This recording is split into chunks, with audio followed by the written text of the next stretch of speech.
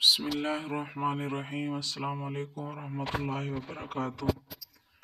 اللہم لک الحمد کما انت اہلہ فصل علی سیدنا محمد کما انت اہلہ وافعل بنا ما انت اہلہ فانک انت اہل التقوی واہل المغفرہ۔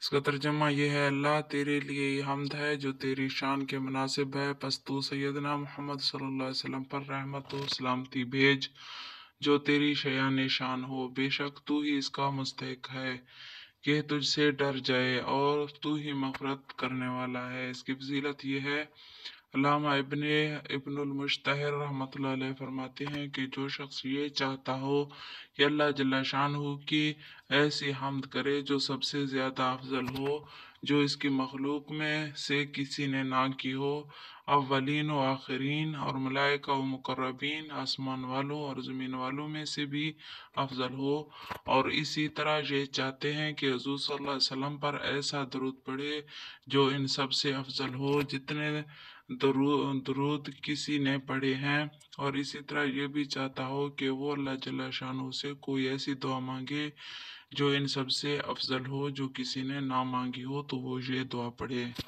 یہ درود شریف، فضائل درود شریف۔